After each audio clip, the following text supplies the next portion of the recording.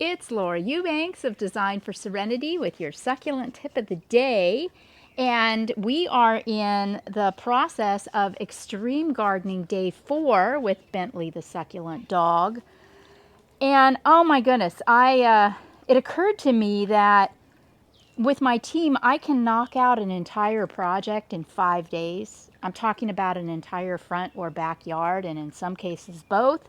And I have spent the last 4 days, as you know, right here. I've done things so much differently, having the time to sort through the plants, to pot up stems, to propagate leaves, to separate, viable plants for cuttings. It's been so incredibly rewarding. And I have learned so much, and I am so grateful that I have the time this morning to smell the honeysuckle that's in full bloom. And I just feel so thankful for this time in that regard, that this is unprecedented in my lifetime, that I have had this opportunity to pump the brakes, really slow down, and express my gratitude for the simple things, the simple meditations of, redoing an area of my garden. When I started this last week, it was a chore. And I was like, oh, God, I got to get into this and I got to do this. And it became such a peaceful meditation, and I have learned so much about myself. As you know, I am going to have to get back to work at some point. We are going to go back to doing installations, and I might have to get a little loosey-goosey again. I do not have the time in an installation to be so thoughtful, as is evidenced by what I've managed to accomplish in 4 days, which for me seems like practically nothing. But I know that you'll be patient. I know that you will understand that when we are in the midst of an installation, we do have a time constraint, and there's a lot of moving parts, and each thing has its place and its value.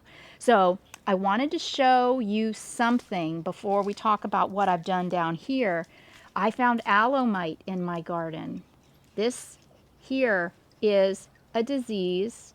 It's something of a cancer, and it can spread to your other aloes. So in most cases, if at all possible, it's very, very advised to remove the entire infected part and dispose of it, and then treat the rest of the plant with Sevin dust or some other. I like Bayer 3-in-1 systemic. But this little guy is going to go into the trash lest he infect other aloes in my garden. I told you yesterday that I was going to move my stepping stones because they were too close to this bed, which has expanded over the years. So I did. I moved them over about 6 to 8 inches. Also, last time I saw you, these river rock, these little pebbles I had lining the pond. And it turns out that I didn't like it. I wanted the plants to push and nestle right up against the waterfall, right up against the rock. It just looked softer and more natural.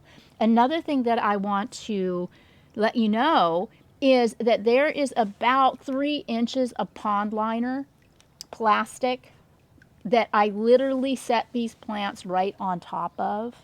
There's practically, they're cuttings, of course, and there's no soil to speak of. And I am confident that these plants are going to do just fine. I spent about 30 minutes on this little area right here, plugging in, cutting after cutting after cutting after cutting. It was quite the meditation, and it felt really good. I have also taken some Grapto ghosties and tucked them along in some of the crevices of my pond, knowing that that plant, the Graptosedum ghostii, is so tough that I think that it will do just fine and figure it out and set off some roots and find some soil or some means of supporting itself. So that's a really tough, great plant. When I am done with this pond area, we will have a grand reveal, and I'll turn the waterfall on. I always turn it off when we are filming because it's so noisy and a little bit distracting. One thing that I'm curious about is how I'm going to rock this area. I'm running very, very low on my, in my stash in the garage of rock, and I may have to go to the Garden of Death or around to Bentley's toilet. I don't even know. Maybe I can skim some pebbles off from around the fire pit, but I will make it go, and it will be gorgeous. But like I said, I am committed to not leaving the house and not going out and buying anything. You may remember, those of you that are paying attention closely, that this undulata used to be right here. And I pulled that out because it was bugging me. This was just getting too big. So I don't know what I'm going to do with it yet. I have a bucket of fire glass that I just rinsed and I'm cleaning, that I pulled from underneath my Talavera lizard that I don't know what I'm going to do with yet.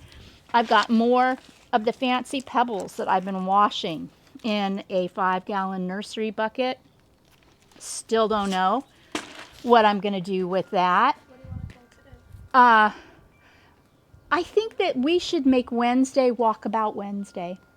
Kind of take a minute to look at some of the things that we have been working on over the last week or so and check in and see how they're doing.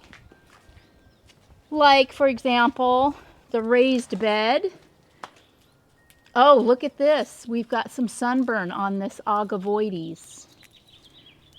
This was put in as a cutting, and I forgot that this plant is pretty tender to the sun. So if you have agavoides, do not plant it as a cutting in an area where it's going to get blasted by the sun. Sunburn is not fatal, but it doesn't look great, does it? This little arrangement in the shell underneath the raised bed looks amazing. This is a giant tillandsia, and then I just popped some cuttings in and staged some rocks. Also, thank all of you so much for all of the pictures that you've been posting on your stories and tagging me in on Instagram at Laura Loves Succulents. It has made my day to see the amazing creations that you're coming up with, and it makes me feel so good as a teacher to know that y'all are getting it. Remember the chicken? We planted the Aeonium sunburst cuttings in here about a week ago, maybe a little more than a week ago. Uh-oh. Remember, and then we got all the rain. See, can you, ew, just popped it like a zit. Look how squishy. Gross. Okay, that's rot. So I am going to limb this cutting up to where I see healthy flesh. And now I am going to set it behind the chicken in the shade so it will have an opportunity to harden off before I reset it.